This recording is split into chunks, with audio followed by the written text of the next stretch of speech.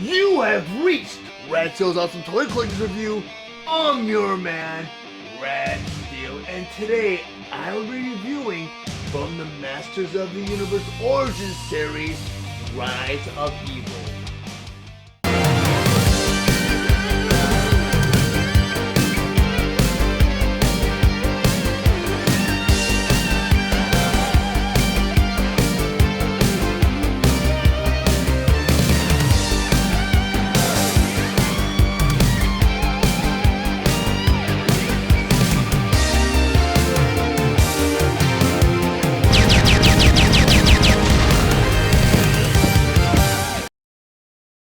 Masters of the Universe, Rise of Evil, Dark Origins of two of Eternia's evil warriors. But before I get into the actual review, I just want to go over some of the spectacular details on the packaging.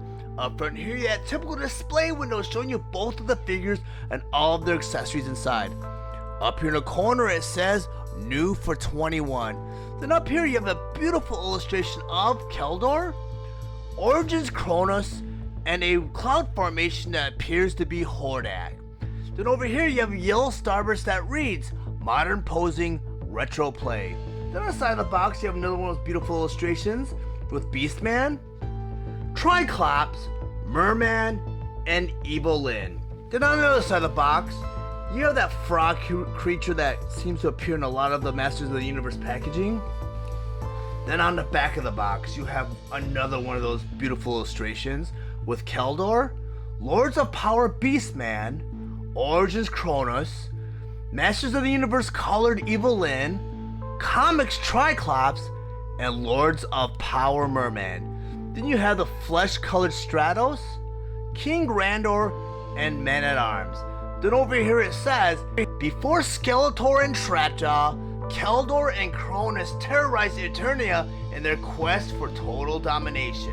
Then down here it says, modernizing and celebrating the original 80s Masters of the Universe action figures, Masters of the Universe Origins gives you the power to pose Eternia's greatest warriors as retro style figures or a new action-packed battle position. Then over here it says, replace head to turn Keldor into Skeletor. Then down here it says twist in the powerful battle position. Then over here you have a cross-sell for Deluxe Wave 1 figures along with Panther. Masters of the Universe Origins Rise of Evil. The Rise of Evil exclusive set was released on March 1st, 2021 with the suggested retail price of $32.99 and they're available exclusively at Target. Keldor and Origins Kronis each have 16 points of articulation. Their accessories include the Havoc Staff, a swappable Skeletor head, the full Power Sword, and Blaster. Each figure stands 5.5 inches tall and they are meant for fans ages 6 and up. Their vintage design is updated for modern playability. I want to go over some of the play features and accessories for both Keldor and Origins Kronis. First, I'm going to bring in the Skeletor swappable head.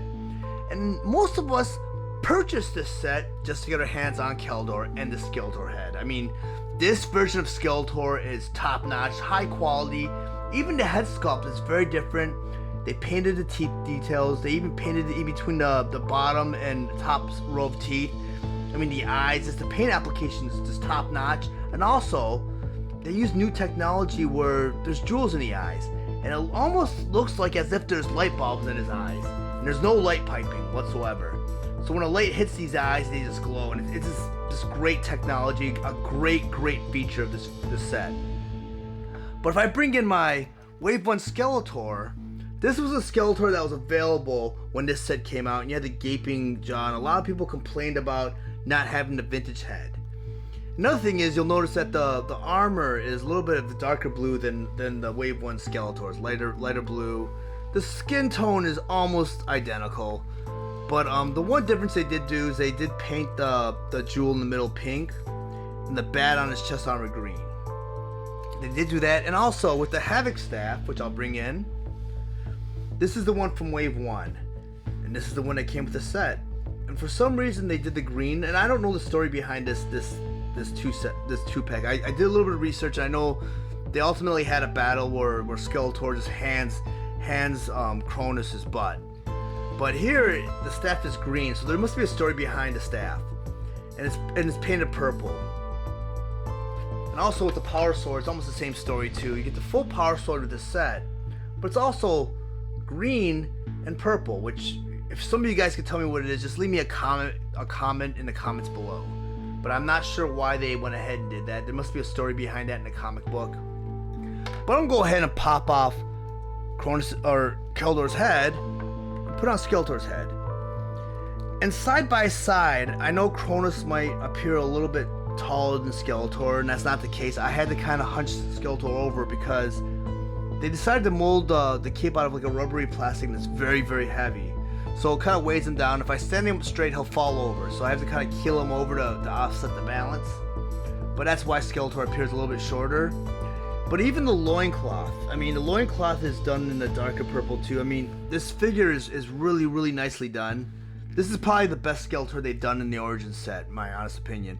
And if I don't care for the green and the pink, I could always switch out the loincloth and the chest harness, just have him regular Skeletor. But I do like the cape. The cape is a cool feature. But now I'm gonna go off to Kronis. And Kronis to me didn't really pop to me too much. I mean, he has that chest harness right here, and he has these three little things right here, and I don't know what those are for. I never owned a trap jaw, so I know nothing about trap jaw, and I don't have a trap jaw to do a side-by-side comparison. But the only accessory he came with was with this gun. And this gun was also included with the Castle Grayskull playset. I believe it was molded in a white though. But I don't see any purpose for that battle harness. I do know that this is for like a string, so when he comes down, according to the old Mattel commercial from the 80s for Trapjaw, they did show that play feature right there with the little hole right there. But that's it for Kronis. He just doesn't really have much to him. He just has his gun, you know. But I mean, just the price alone, it's worth getting it for just Keldor and the Skeletor, where you can just transform between the two of them and all of his accessories. I mean, you got the Havoc Staff and you got the full power sword. It's not the power sword where you have two of them, you put them together. It's the actual full power sword. And I don't think there's a way to store that power sword.